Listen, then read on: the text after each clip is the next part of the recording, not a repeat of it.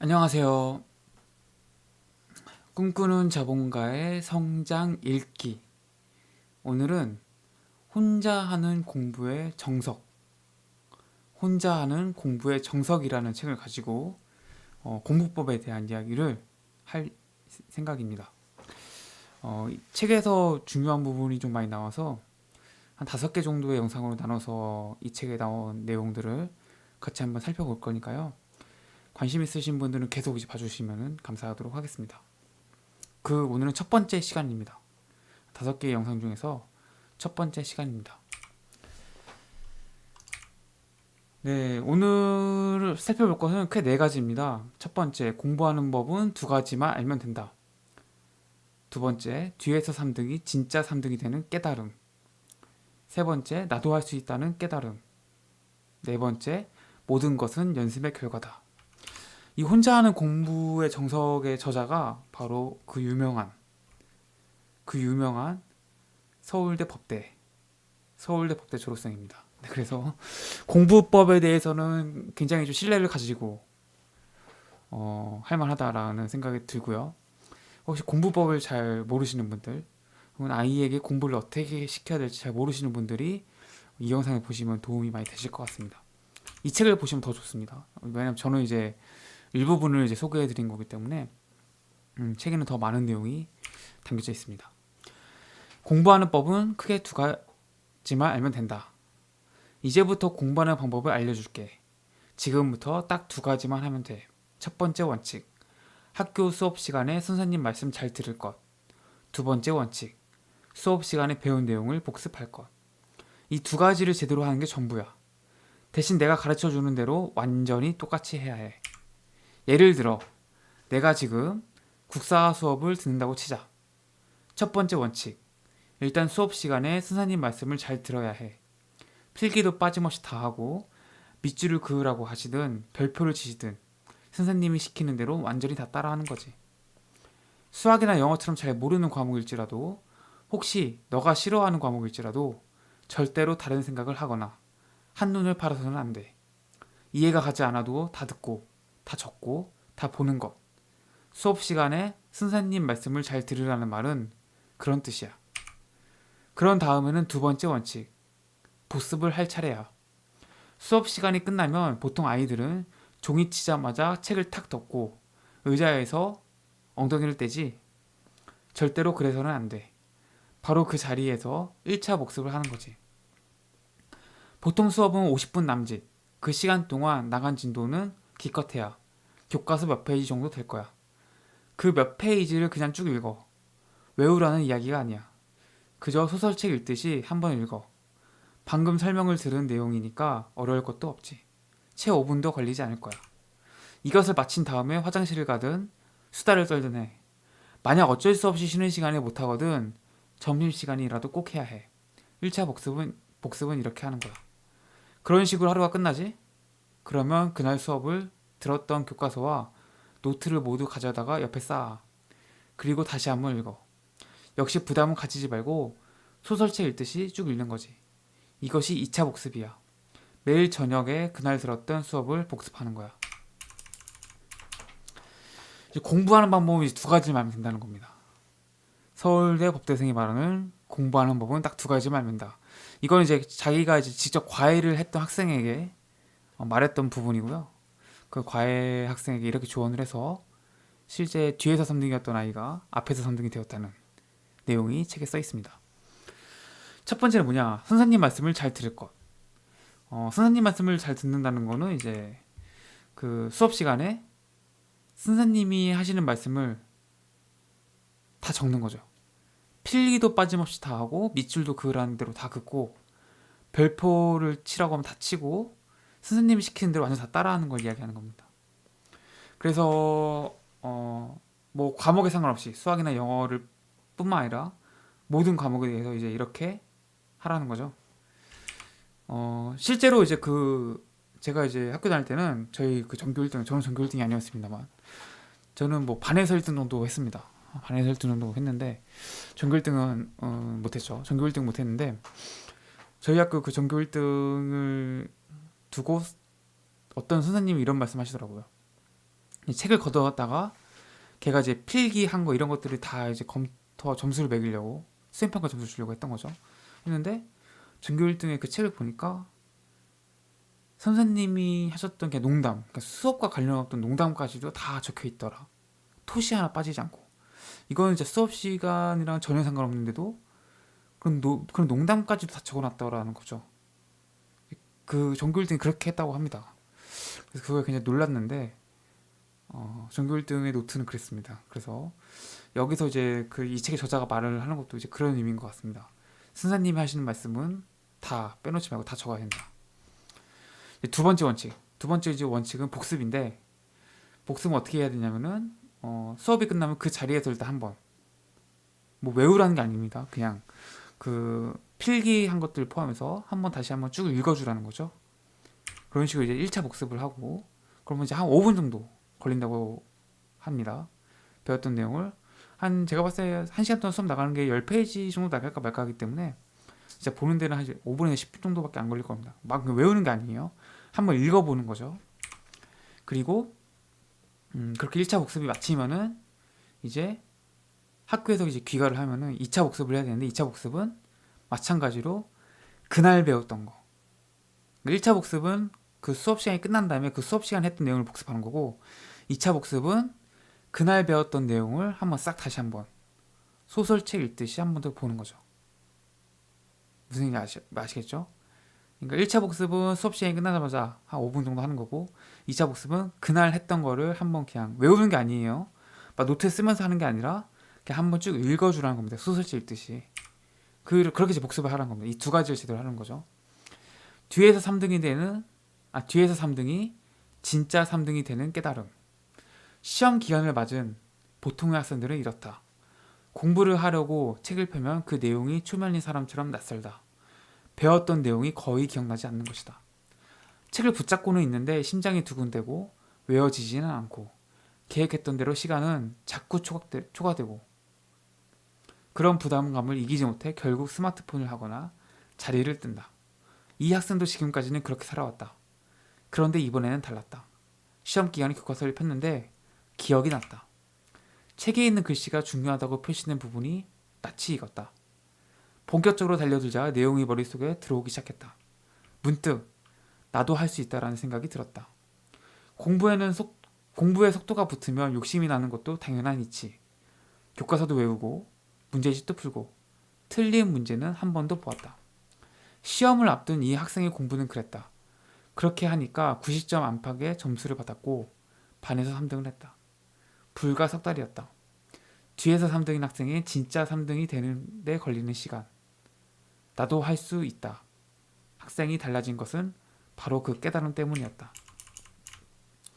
그러니까 뒤에서 3등이 진짜 3등이 되는 깨달음. 이게 제가 봤을 때 이 3등은 뭐 반에서 3등이 그 전과목 3등이 아니고 본인이 과외했던 과목, 뭐 수학이면 수학, 영어라면 영어. 그 과목에서 이제 뒤에서 3등이었는데 앞에서 3등이라는 것을 말하는 것 같습니다. 책에는 뭐 어떤 거라고 나와 있지는 않은데 제가 봤을 때는 이 과외를 한 거니까 그 과외 과목에서 뒤에서 3등이었는데 뭐 수학이나 영어겠죠. 그게 이제 내가 과외를 3개월 동안 하고 나서 앞에서 3등이 되었다라고 이야기하는 것 같습니다. 제가 보기에는 수학보다는 영어일 가능성이 높아 보입니다. 수학은 기초가 없는 아이 학생의 경우에는 거의 뭐 초등학교 수학부터 다시 가르쳐야 되기 때문에 3개월 만에 그렇게 3등이 되기는 힘든 것 같고 영어가 아닐까라는 생각을 해봅니다. 아무튼 아까 말했던 그 두 가지 그 당부했던 말 1차 복습과 2차 복습 있죠. 그걸 했더니 시험 기간에도 이제 그 내용들이 생각이 나면서 뭔가 자신감이 붙었다라는 거죠.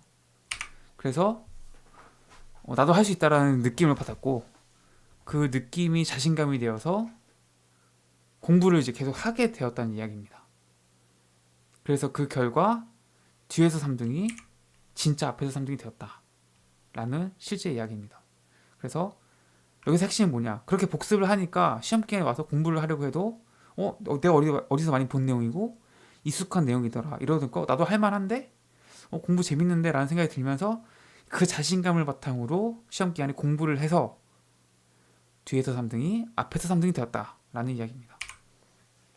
나도 할 수 있다는 깨달음. 나도 할 수 있다. 책을 폈을 때 기억이 나자 머릿속에 들어가는 느낌이 들자 학생은 깨달았던 것이다. 나도 할 수 있겠다. 바로 이 깨달음이 성취의 핵심이다. 우리는 할 수 있다는 느낌이 들 때 집중한다. 그 집중을 통해 눈앞의 일을 성공적으로 해낸다. 성공 경험이 쌓이면 우리는 다른 사람이 되는데 그럴 때 주변에서는 기적의 주인공이라고 생각한다. 그러므로 모든 기적의 주인공들은 바로 저 지점에서 시작했다. 나도 할 수 있다. 그러니까 공부에서 가장 중요한 거. 공부를 잘 못하던 학생이 공부를 잘하게 되는 가장 중요한 게 바로 자신감이라는 거죠. 나도 할 수 있다는 자신감. 그래서 이 책의 저자는 자신의 그 과외 학생에게 이 자신감을 주어야겠다 생각을 했고, 이 자신감을 줄 수 있었던 게 바로 여기서 앞에서 말했던 그 공부 방법, 복습. 선생님 말씀을 다 받아 적은 것들을 1차 복습과 2차 복습을 함으로써 그것을 내용을 익숙하게 만들고 시험 기간에 그걸 딱 보니까 생각보다 어렵지 않은데? 라는 그런 자신감을 주게 된 거죠. 이게 바로 성취의 핵심이라는 겁니다. 그래서 모든 공부뿐만 아니라 모든 일들에 있어서 중요한 게 바로 나도 할 수 있다는 그 자신감에서부터 시작이 되더라 라는 거죠. 공부뿐만 아니라 모든 게 그렇다는 거죠. 공부의 본질. 공부법을 따라 다녔는데 왜 아직도 할 수 있다라는 자신이 없을까? 이것은 공부를 못하는 이유에 대한 물음이다. 두 가지 물음은 같다. 공부를 잘하는 방법과 공부를 못하는 이유는 동전의 양면이다. 그 답은 여기에 있다. 혼자 하는 공부. 공부는 혼자 해야 한다. 혼자 하지 않으면 결코 공부를 잘할 수 없다. 왜 그럴까? 이 책에서 계속 되풀이 될 것이므로 여기서는 짧게 살펴보자. 아주 거칠게 이야기하자면 공부란 다음 3단계의 반복이다. 1. 읽는다. 2. 외운다. 3. 외웠는지 확인한다. 공부의 본질. 공부라는 것은 결국 뭐냐면 이 세 가지에 달렸다는 거죠. 세 가지를 반복하는 거. 읽는다, 외운다, 외웠는지 확인한다. 이 세 가지를 해내면 공부를 잘하게 되는 거고, 이 세 가지를 못하면은 공부를 못하게 되더라. 그러니까 공부를 잘했다는 거는 이 세 가지를 했다라는 거고, 공부를 잘 못했다는 거는 이 세 가지를 못 해냈다는 겁니다. 그래서 별로 어렵지 않다라는 거죠. 공부를 한 게 결국 반복인데, 어떤 반복이냐? 읽는다, 외운다, 외우는지 확인한다. 이 세 가지를 하면 공부를 잘하게 되는 거고, 이 세 가지를 못하면은 공부를 잘하지 못한다는 겁니다. 그러니까 공부를 잘하고 싶다? 라면 이 세 가지. 읽는다, 외운다, 외우는지 확인한다. 이 세 가지만 잘하면 된다라는 거죠. 모든 것은 연습의 결과다. 모든 것은 연습의 결과였다. 최우수 그룹에 속할 만큼의 연습 시간을 가지고도 보통 그룹에 머무르는 사람은 한 명도 없었고, 보통 수준의 연습량을 가지고도 운이 좋아 최우수 그룹에 속한 사람 역시 단 한 명도 없었다.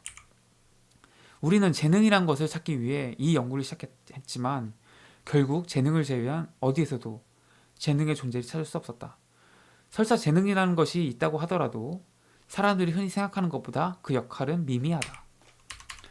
여기서 이제 꼭 이제 공부 얘기를 하면은 그 재능, 타고난 DNA 뭐 이런 얘기를 합니다.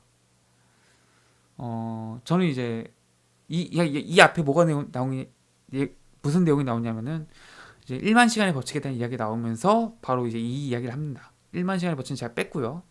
1만 시간에 버티게 대한 거기서 나온 데이터 근거를 가지고 이 이야기를 하는 건데, 결국 이제 모든 것은 연습의 결과였다는 거죠.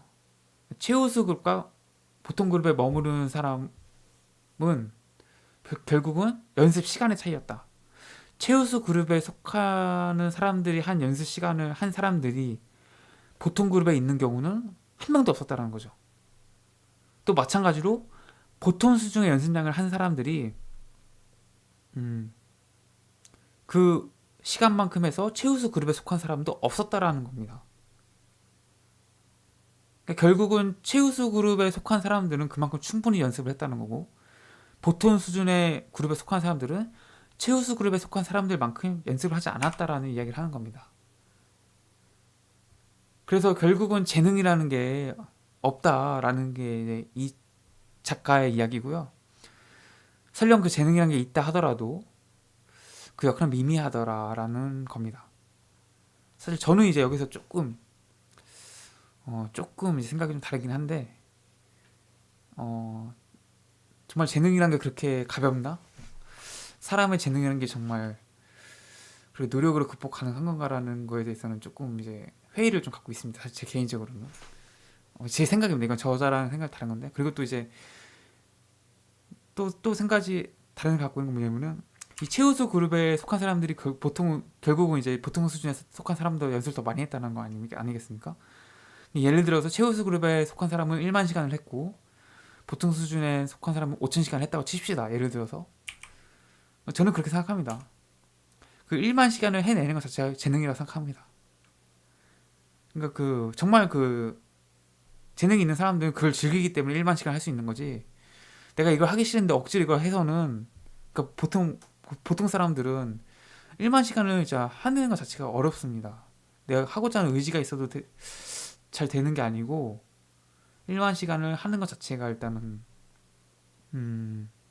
재능이 있기에 가능한 거다라고 저는 생각을 합니다. 개인적으로. 저자의 생각은 이제 그렇지 않다라고 이야기하는 겁니다. 이건 저랑 생각이 확실히 다른 거기 때문에 분명히 구분해서 들으셔야 되고, 저자의 생각은 뭐 결국은 재능이라는 걸 역할은 굉장히 미미하다라는 걸 이야기하는 거죠. 그러니까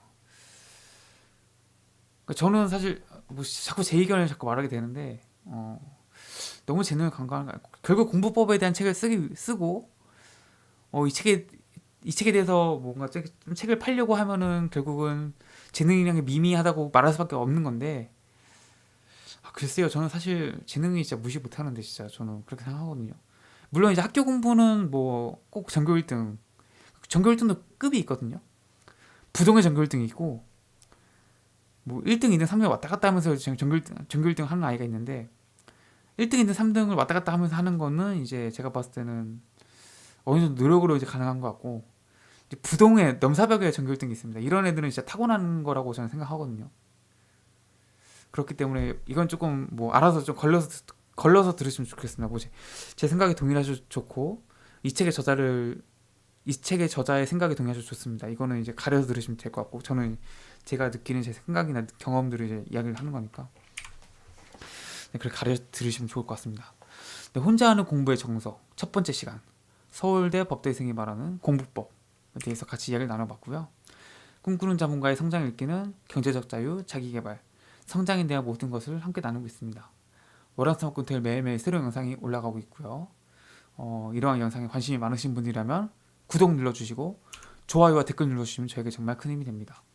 내일도 저는 이제 혼자 하는 공부의 정석을 가지고 함께 이야기를 나눠볼 생각이고요. 그러니까 혹시 이 공부 관련된 컨텐츠에 관심이 있으시면은 구독 눌러주시면 제가 영상 올리는 즉시 아마 알림이 갈 겁니다. 물론 다음날 바로 올릴 거긴 하지만, 그래서 도움이 많이 되셨으면 좋겠고요. 어제보다 더 나은 오늘보다 더 멋진 내일을 살아가셨으면 좋겠습니다.